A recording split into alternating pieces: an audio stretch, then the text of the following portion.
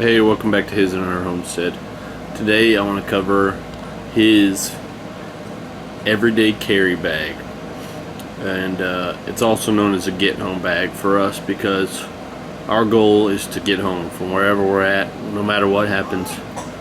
If something crazy goes down, we want to get home. So this bag is a field line, and it's actually a diaper bag that my brother gave me. So let's open it up and see what we got.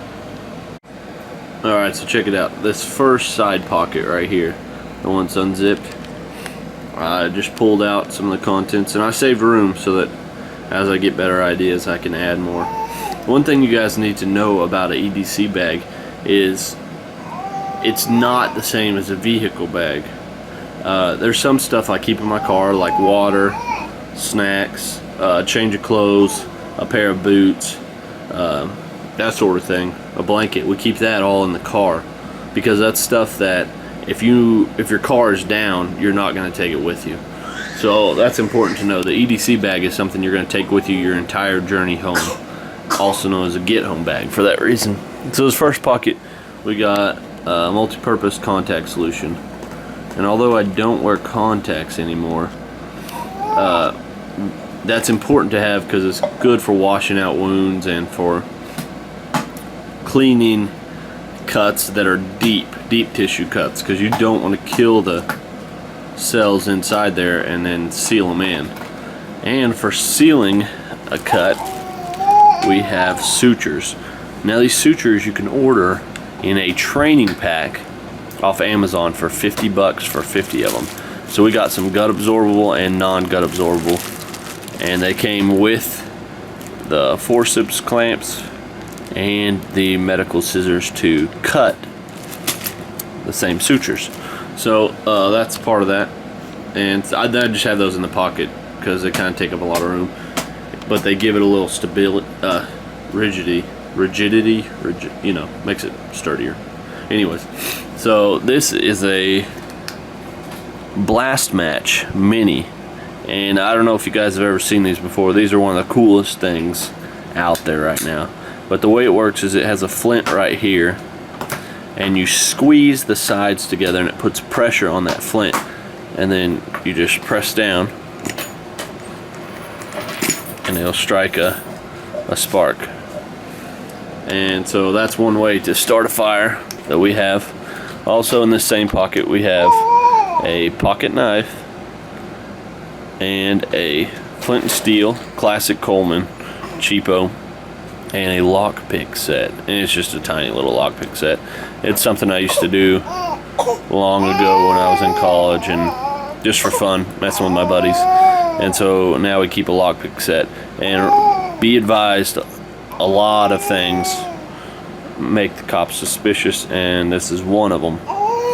But if you're not causing any trouble, no big deal. And if you are going to cause some trouble, throw it out before you cause trouble, because not worth adding to your trouble. Okay, so that's that pocket. Let's go to the next pocket. Alright, so this side pocket is just, the only thing in there is a Mylar that solar blanket, the silver on one side, camo on the other, and a pack of dental floss. And if you don't know why you have dental floss in a bug out bag or a EDC bag or any of that stuff, I'll make a video on it later, but there's plenty of good ones out there to watch. That goes in that pocket right there. Now I'll just show you real quick on this bag. That's my map pocket. I normally keep a map in there, but I took it out because with this place, trying to keep this channel anonymous, we don't want you to see where we live. Okay, so now in this pocket, I'm going to pull this stuff out one at a time. Benchmade seatbelt cutter, same as in her EDC bag. Like quite a few feet of 550 cord wrapped around just a piece of junk I had. Oh, AR handle. An extra pair of shears, medical shears, with the flat end for cutting off clothing or bandages without hurting somebody. Chemolite, 24 hour or 12 hour, 24 hour I think. And this is a nasal pharyngeal.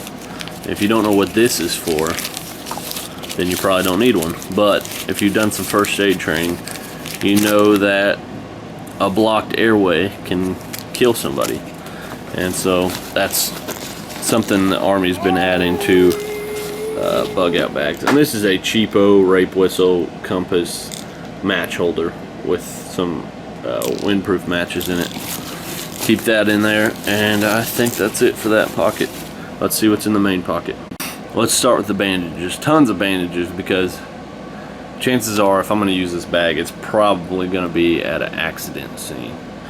9 times out of 10, because there's a lot of car wrecks, and that's not a worldwide emergency, but that's an emergency for me if I see somebody having a car wreck, or if I have a car wreck. So start with the best one. This is an Israeli bandage, and if you guys don't know about these, check them out. Look it up. Trauma wound dressing, Israeli bandage. They are the top of the line in bandages, pretty much. It's all in one. Everything you need to dress a wound in one pack. Easy to go, easy to use. Okay, so we've got 2 of the medium just wound bandages. They're like a big padded dressing with ways to tie it down. It's like a big fold out bandage. It's for like a gut wound or a big laceration. I've got 2 of the mediums, 2 of the mediums, and 1 of the monster ones, and that's in there. Then we've got some compression gauze. You always got to have some gauze on you, just for, oh, there's so many uses for that, but you guys know. I've got 2 muslin dressings, and these are actually more likely to be used for a sling type setup, or eye covering, or you can even make all kinds of, you can splint broken arms, broken legs. You can do all kinds of crazy stuff with these, but I always keep 2 of those in there. They also make great bandanas if you need it. 3 of them in there. Okay, so we got 3 in there. I thought I had 2, but I must have thrown an extra in there when I checked it last. Probably miscounted. But also I got some combat gauze quick clot, and that's kind of one of those things you don't want to use unless you really have to. I mean, absolutely need it, because it has to be ripped out of a wound, but that's something else to cover. Another nasal pharyngeal, because you don't want to be digging around looking for stuff. If it's not in the same pocket, then you may be in trouble. Hand sanitizer. You guys, you may not know, but hand sanitizer is essential in every bug out or EDC bag for keeping yourself safe. That's something you need in every bag, just about. Hand sanitizer. Okay, I've got 2 tourniquets, the Army style, military style tourniquets. I just keep 2 because you never know. You never know. This one's kind of crazy. It cost me $8. This is a medical stapler, and this thing is absolutely nuts. It's sealed, and it's just standard surgical staples. I don't have a staple remover in the bag. It's at my home first aid kit, because if you're out long enough for your staples to heal, you're in bigger trouble than just getting your staples out. Alcohol prep pads. I mean, that comes with every first aid kit. That's something we should know already. So I got those in there. This is just a roll of cheapo medical tape. It works pretty well. It almost works as good as duct tape, so that's something we keep in here. These are the fancy medical shears, and I don't know why I still have them in the bag, but these are the really fancy medical shears that you can cut through all kinds of bandages and clothes with, all sorts of stuff. Same splint. If you guys don't know about same splint, it is basically just a splint. It can actually be used as a neck brace, arm brace, leg brace. There's so many uses. Ankle brace. This is a chest decompression needle. Don't buy one of these unless you know how to use it. I mean, I've had some training in it, but I mean, if you don't know what you're doing, you can really hurt somebody with one of these. But they are really good for what they're used for. So if you have one, if you know how to use it, get one. If you don't, there's a lot more first aid you should learn before you get one of these anyways. I have also in that pocket a Another 12-hour orange Chemolyte this time. The other one's red and that one's orange. A road flare, emergency road flare. You know what that's for, signaling, starting fires, classic. And last but not least, my bandana.